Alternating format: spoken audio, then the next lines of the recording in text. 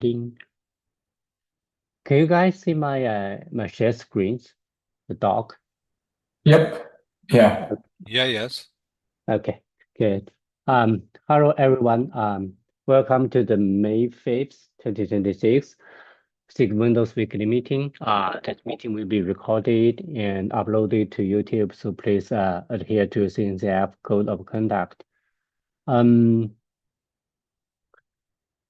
today's agenda, I think we can use this meeting to ask Siemens people to give us a demo on the K2X. So yeah, dear, Yes, please. yes. Mm. Yeah. I'm here for that. Yeah, go ahead. If you want to share your Okay. screen. Okay, I will try to share.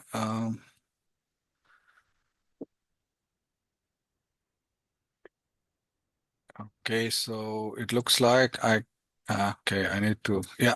Mhm. Okay. Okay, let me now try this window. I hope you see my screen. Yes. Okay, so let me start. So I'm Dieter, and I'm responsible inside Siemens Healthineers for kind of pre-development, but I'm doing also this K2S mainly, also one of the main maintainers. We have more people working on it, and I just wanted to give you some context about it. Yeah, so we are a company working in the medical area, and these are, I would say, our main systems. So. Computer tomographs, magnetic resonance systems, and so on. So also little ultrasound machines. And we would like to jump here also to Kubernetes. So the sales volume is quite big, and also this K2S is being now integrated by CT and MR on their systems, and others will also follow then. Yeah. So normally they do first things and then the others are following. So now coming to K2S, why we did this? Because we started looking to different already existing distributions, and we could not find any of those who fit our needs because we are specifically using Windows.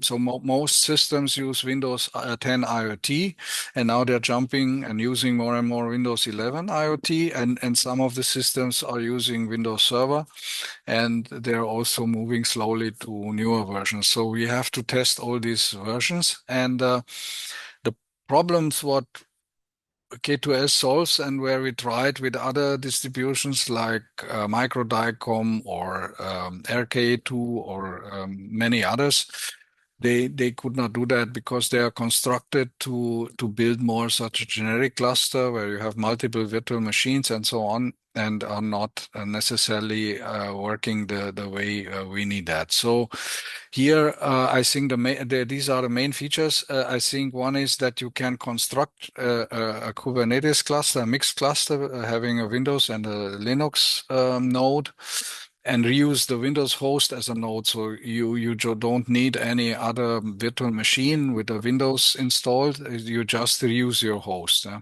Then also this offline support is very important.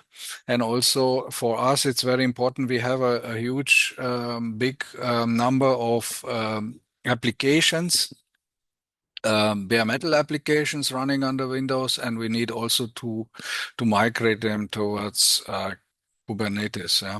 And then also we have specific requirements. We have also systems which have low memory and need this whole solution needs a low footprint, and it should be also open source, and no big license costs should be associated with this. And that's why we did this K2S, and we are using the the bare Kubernetes project where you are working on, right?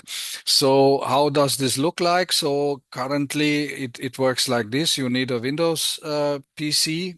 and then minimum requirement 3 gigabyte RAM free and 10 gigabyte disk free, and at least 4 cores. And what happens there is, if you set up such a cluster, the Windows pods will run natively on your host, and we just create a small virtual machine for the Linux part, for the control plane, and there we run the Linux pods. Yeah? And this can be also used as a worker. So for such a small system, it's actually a 2-node cluster per default, which can be also extended. By the way, we are also working now to support the host as a Linux host and the virtual machine as a Windows machine. So that because people ask me, oh, this looks cool, many features, why don't you provide us? We have Linux PCs and we would like to also use it. So for that, we are also now the binaries can also be built already for which we have created for Linux, but overall we are still implementing different features. Yeah, and that's the features what we did. Yeah, it's an easy path for migrating the bare metal application, the processes, what we have there. So we even have an security solution for them to add them to the Kubernetes cluster and also to a service mesh without re-implementing anything, yeah, without doing big refactorings, redesign. You can just move that process as a native Windows process to Kubernetes. Yeah, and many other features. I will not go now in these features. I just want to show you the command line, and then I will show you the practical thing, how it looks like. So the command line is, everything is done by this CLI, and it has two commands, install and uninstall. This will create this default cluster, 2-node cluster. That's why also the name K2S, because of 2, which means per default 2 nodes. Yeah. Then also we have a start and stop. Start and stop will start all the services on Windows and also the virtual machine and so on, and stop will stop it, so that you can free up your memory on your PC and just have the cluster in a suspended state, let's call it like that. Status is just giving some status information. Yeah. Then also we have quite some add-ons. This was a request from different developers to get additional functionality, because most of them said, okay, this could help us in our daily work, working on the functionalities and just enabling high-level features in that way. I will show you such an example. Yeah?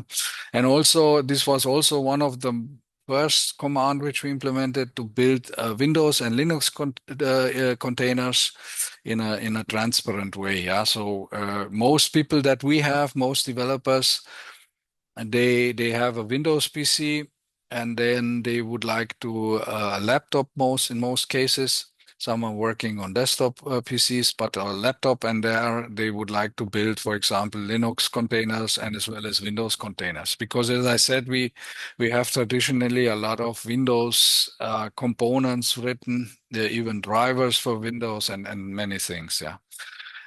Okay, and then this is also a newer command. This is node command, where you can extend the cluster with additional computers from the network, or even as a virtual machine on your host, so that you can have more worker nodes. Yeah. So this is intended by, for example, I have shown you such devices like CT or other devices which then can extend their hardware with a new PC and do special things on that. Other extended functionality is the system command, version, and help. Yeah, so we want to keep this very low, the number of commands, not to make it too complex, and this is how the CLI is structured. Okay, so I think let me then show you how this looks like in practice. Yeah, so let me share then here another window. I think I have prepared a command window, which I hope this is the one. I hope you see now a black command window. Yep. Yes. Okay. Okay, so here I have K2S. So K2S is in an Xcopy way usable. That means if you create such a package for K2S, so we all create such an offline package for air-gapped environments because then it doesn't download from the internet anything. On GitHub, I'm not allowed from a legal point of view to publish all these packages because they include containers from different other open source projects, and that our lawyer said I cannot do that. So I only publish on GitHub the source code with the binaries built, not at all, but not everything else what is included. But you can create such a package with a command which I will show further. Yeah. So here is the CLI, what I also shown on the slide. And yeah, one command which we also use is K2S status. So it's practically showing what is running currently. So currently we use the 135.4 version. So we decided to jump always to newer versions of Kubernetes when we have a second patch version, yeah, so something like that. So we will jump to 136 when 136.2 is available. And we also implement it in a way that we always update the external dependencies, like also Kubernetes raw, immediately after it's available. Yeah, so we have this automation there that whenever container D is changing or CRIO is changing or any other component, it's automatically integrated and tested with our tests, and then we are always on latest state as possible. Yeah, but the only component where we don't jump immediately, it's Kubernetes itself. We wait 2 patch versions. Yeah, this is what people from Kubernetes self recommended to me. Yeah. Okay, so I think looking now to the cluster. So I think with kubectl. So kubectl is also deployed. I can also do it on a wide manner. Yeah. So here we see that we have this kube master. So as I said, I mentioned before, this is a virtual machine on the host, which now if I look at the virtual machine, this is this virtual machine here, kube master, which includes the control plane, and the server 1. That is actually my computer here. I called it like that. I know it's a strange name, but this is the computer here. So that means my host operating system acts as a worker, and I have a small virtual machine which is the control plane, and I can with a node command, for example, I could extend it with other computers. But this is the starting setup. And what was very important for us that we can reuse the host, yeah, because we would like from the host step by step to move all the processes step by step. You as host processes, for example, we can use them, running them as a system user. We don't change anything, and we can control them by the container runtime and kubelet, so that it's part of the cluster, and even secure them with putting them into a service mesh using that security add-on and so on. So that's a valid use case for us. So let's go shortly through the commands actually. So if I go back, so I think one important command is this install, which I did already. So if you create such a offline package, how we call it, it takes around 5 minutes or 4 minutes, depending on your machine, and you have a cluster running on your PC, on your Windows PC. Yeah? So it has different options here. You can say only Linux only, or specify the memory, or specify a configuration file where you can pass different settings for your cluster, and yeah, such things. Yeah, so it will set up such a cluster. And what we also implemented for you, I think a colleague from you from the CL, he wanted that you can pass a path with the binaries, and then we use that for the cluster for testing. Yeah, so this we implemented so that we also test the initial the version, the specific version of the binaries.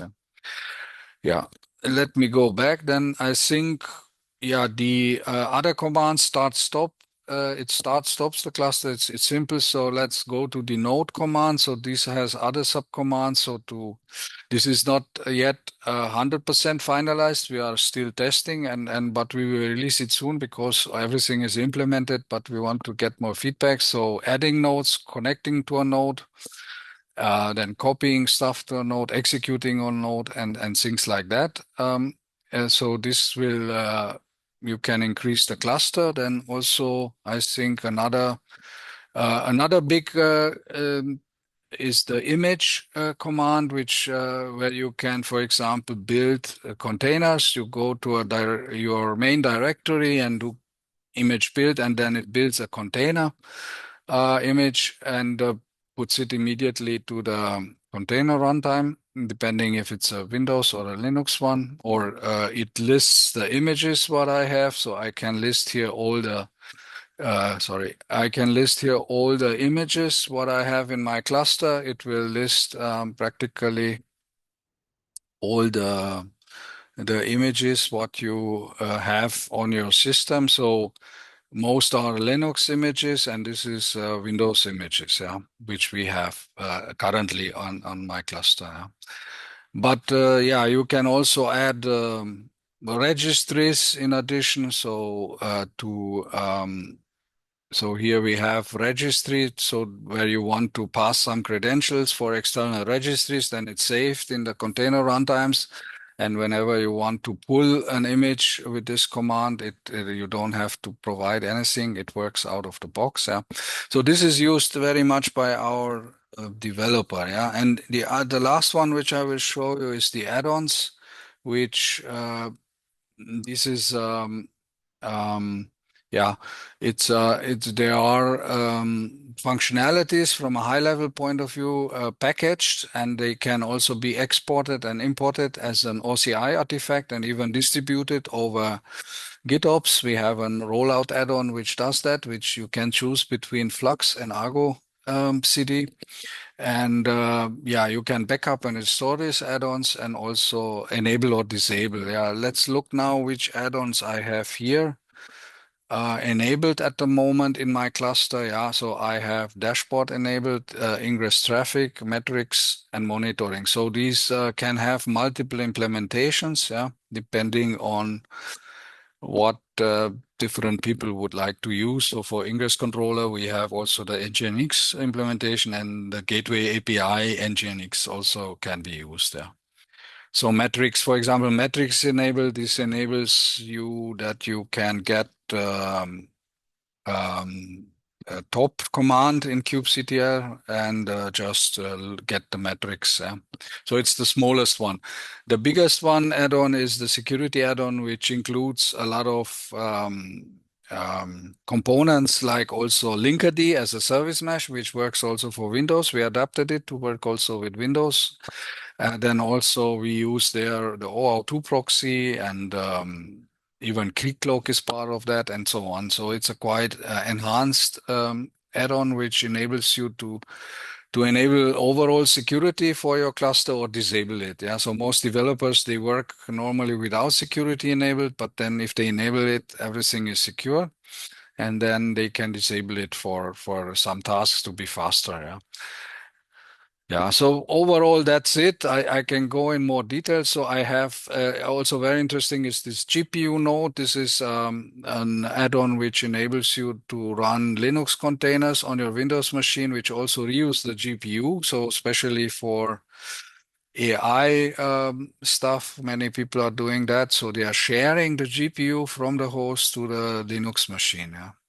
But yeah, there are different so maybe I can show that. Actually, I have that in another machine. Let me share another machine. So here, let me just go there, back again. So I think here I have a machine with an NVIDIA card, right? And this is where, yeah. So here I have enabled the GPU node, and if I do a kubectl get nodes, and then I do a kubectl describe node, I describe the kube master. So this is the virtual machine. So this can be in Hyper-V or it can be a WSL instance. Yeah, we support both. In case of WSL, you would not see that in the Hyper-V manager. But here you see this is the NVIDIA GPU which is supported. This is shared from the host. It's an NVIDIA card. And this is the NVIDIA card which I have here is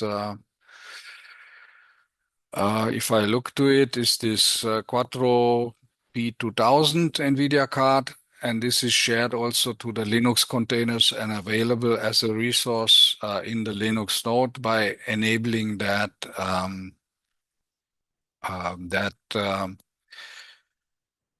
possibility to reuse that, and we use for that the Linux kernel, which is provided by the Microsoft, for sharing the GPUs. Yeah. Okay, I think that's it. I have much more information, but overall, I hope this was just an overview. Yeah, and I think what's very important is how the packages are built. Yeah, because we do that. So we have this package system command where you can just, for example, here's a good. This will create you a package, a zip file, which you can put in any folder, copy, and then unblock it if you have certain security settings on your PC, but you can unblock it. And then from there with K2S install, just set up a cluster. So that's the use case for K2S are mainly developer use cases. Many of the developers are using that. They are working with a cluster like I've shown you before, and then also in the CIs they use K2S for testing their components, and also in the product for having a cluster in the product which also runs certain workloads. Yeah, but that's overall the story of K2S, and I think it's here the main repo. It's on Siemens Healthineers K2S, and I managed to convince our managers and people that it's better if we would donate this to the CNCF, so that because I got asked by some people, and it would be good if also others would use this or even work together with us improving it. Yeah. Okay. Yeah. Go ahead. I think I will have a question. Yeah, this is really great, Dieter. And I think it's amazing that you folks are thinking about donating this to CNCF. This really ties in very well to what SIG Windows has always missed, is a good local environment where we can bring up both Linux and Windows nodes and do sort of development work. So one of my follow-up questions is, I see you have an option to point it at pre-built binaries to build a cluster. Yeah. And I'm wondering, like, can we also build like the API server itself if needed in the cluster? So we create that. So I can show you. Maybe it's still shared. I can show you the packages here. So this is the site where I release the packages internally, because here I am allowed. So for add-ons, we already have these OCI artifacts, but for K2S itself, we have such a developer package and a product package created with the command which I've shown you. And here inside are the binaries. Yeah.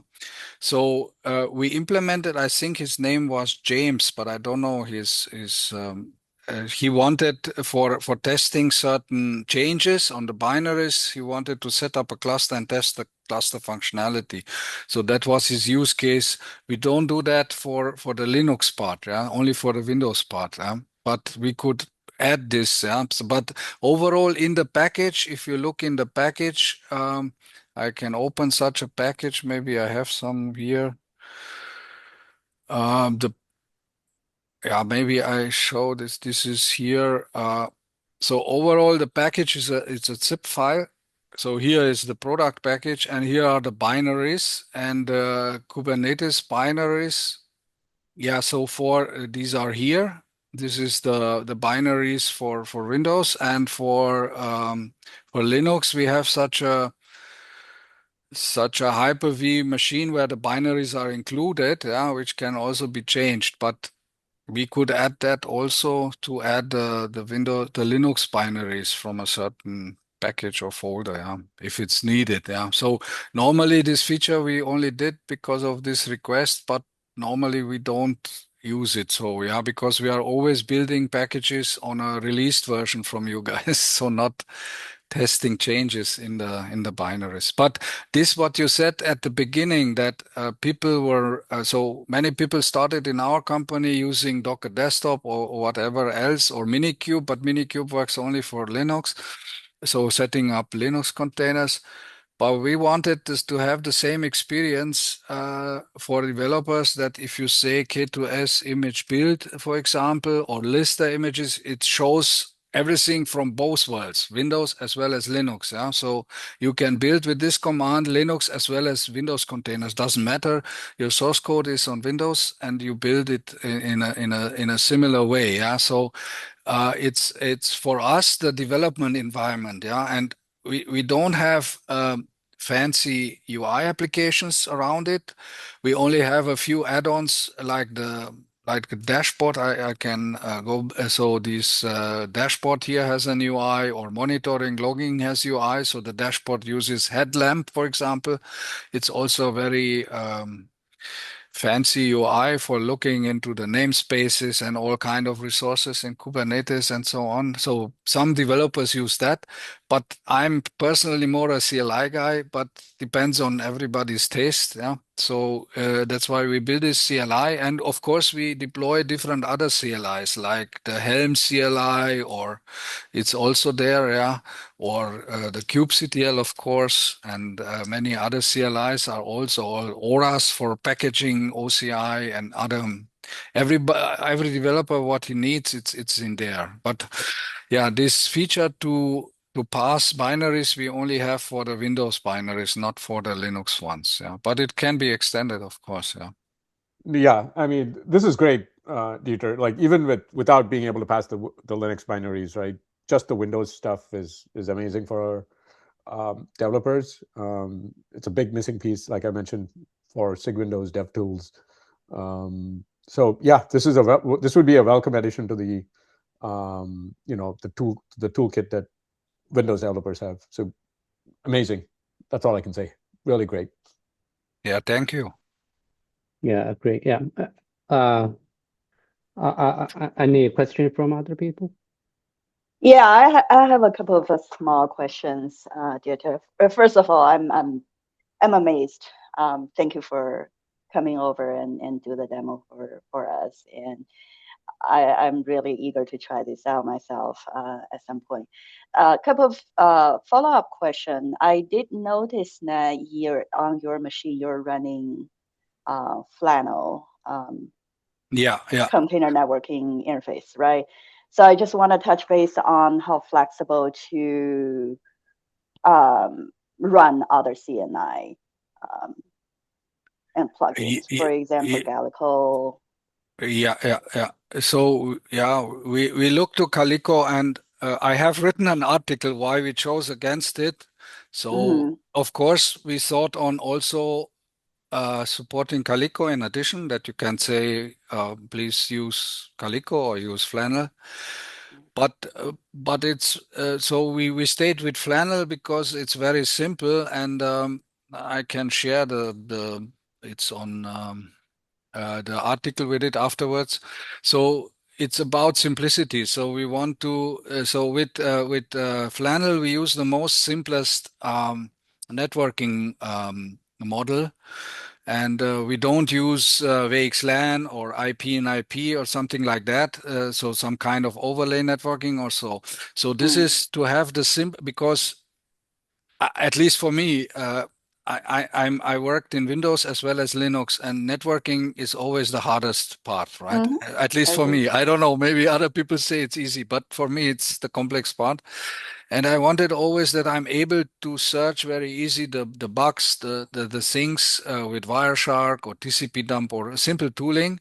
And this offers Flannel if you use, and we use also this host gateway. So there is no specific complex networking around. So all the containers either on Windows or on Linux are connected very simple over a L2 bridge, and they are then the communication is routed to the in Windows to the default compartment, yeah, for example, and then it's a very simple networking setup. But if we want to have a high security, we enable this security add-on, which brings in, for example, Linkerd, which is having a proxy inside a pod, which then does the MTLS and brings in all the. So we didn't find any big value in Calico, which has a kind of network policies and kind of this stuff using VXLAN, for example. But it was much less than having a real service mesh. Yeah. So the service mesh was for us much better and much more secure because it allows really a zero trust, yeah, where you can say I have a default policy, no one can talk with nobody, and then I can set on a very API level the policies in the service mesh. Wherever Flannel is only a basic networking, which does only some IP table rules, and on Windows it does this rules in this switch, right? The VFP rules, right? And this is where we wanted to keep it simple. So Calico, of course, it can be added. We could support. We have even a prototype with Calico on this, and it worked. Yeah, but maintaining it was for us too much because nobody wanted to use it. I know Calico is used in other projects much, but yeah, it's so we are open to do it. So if somebody says, "Oh, Calico is for us better," yeah, but for us the philosophy was different. It was per default you have a very simple networking setup, and then if you really want zero trust security, don't use the CNI for that. Use the security add-on with the service mesh, because that gives you much more security than you could get with any CNI. Yeah. So that was more the philosophy. Yeah. But this is how it is. Yeah. Got it. Another one is the image build capability. Yeah. Is it using the Docker build kit behind the scene to do the container image build? So on Linux it uses build AH. And builds the container image and pushes immediately to CRIO. And on Windows it uses the Docker daemon because we didn't have yet anything else there. So we wanted to look. We look every 2-3 months to see if there is anything else available. So for that we just use the Docker daemon, build the image, and then we put it to container D. So this is how it's kind of a not very nice. So we are looking for something similar like build AH on Linux side where you can. So we don't want to use on long term the Docker daemon at all, but only in that use case it is used, yeah, for building Windows container images. Yeah. But it's used in the background. Yeah, it's deactivated per default and it's activated whenever you want to build a Windows image. But I know we searched for build kit and build X, but it wasn't working in the way we wanted. Therefore, our Windows images it crashed. I don't know how the state is now, but I'm also missing something where you can build Windows containers without the Docker daemon in a reliable way, and we will immediately exchange that with the Docker daemon which we have. Oh, interesting. Okay. Yeah. We also have some presence in the Docker build kit community, and I'm aware that pretty soon there will be a experimental release for supporting Windows container build kits. So I don't know the exact time, but I know it's coming. So I'm that's why I'm asking behind the scene, what mechanism are you using to the container image build? Good to know. Thank you. Yeah. Okay, That's all yeah, from thanks. me. Okay, and thanks, Dieter, very much for the presentation. I think we will have to stop here because we already overtimed. Yeah, we can follow up with questions on the Slack if any. Yeah, thanks very much for the presentation. Yeah. Thank you for having me here, and wish you a nice day. Yeah. Thank you. Thank you. Thank you Thank all. you, everyone. Bye, folks. Mhm. Bye. Bye.